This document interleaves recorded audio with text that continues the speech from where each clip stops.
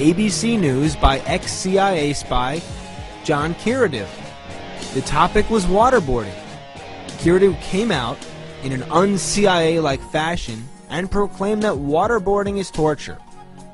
On the ABC News website, in an article entitled, "Coming in from the Cold, CIA Spy Calls Waterboarding Necessary But Torture," the ex-spy described the effectiveness of waterboarding on captured Al-Qaeda member Abu Zubaydah, and I quote, "John Kiriakou, now retired, said the technique broke Zubaydah in less than 35 seconds. The next day he told his interrogator that Allah had visited him in his cell during the night and told him to cooperate. Now hold it for just 1 second. We believe this man is telling us the truth because he's playing nice and claiming that waterboarding is a bad thing. But look at what he just said. He's implying that when someone is tortured, they just have to say uncle and then we stop. You would think that if Zubaydah was cracked in 35 seconds, that would mean he was spilling the beans only seconds after that.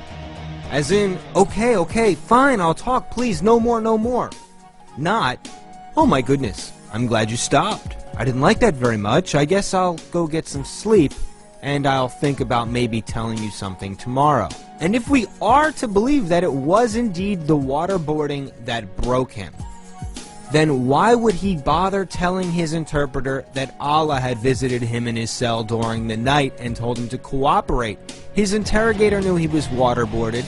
He wasn't going to save any face with his interrogator. Remember, they broke him the day before, and they didn't get any information out of a quote-unquote broken man until the next day after he claimed Allah came to him in his cell and told him to cooperate. I'm not making this up. Watch for yourself. Pay attention to the body language. You decide for yourself if this makes any logical sense. And that was one of the techniques? Waterboarding was one of the techniques, yes. And was it used on Zubaydah? It was. And was it successful? It was. What happened as a result of that? He resisted. He was able to withstand the waterboarding for quite some time, and by that I mean probably 30, 35 seconds. That's quite some time. Which was quite some time.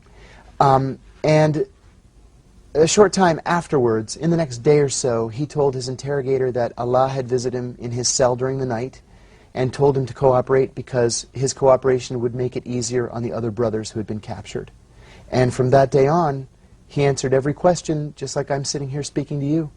In a willing way? In a willing way. So in your view... And after watching that, I can only come to one conclusion. This man was not waterboarded. If he was waterboarded, he was not broken during the waterboarding. He was broken through a psyop. If he was broken from the torture, he would have spilled the information right then and there.